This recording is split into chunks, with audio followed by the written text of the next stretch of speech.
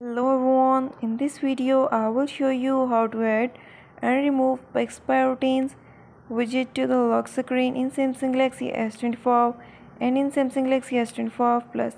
Before starting this video, please subscribe for more videos and watch complete video.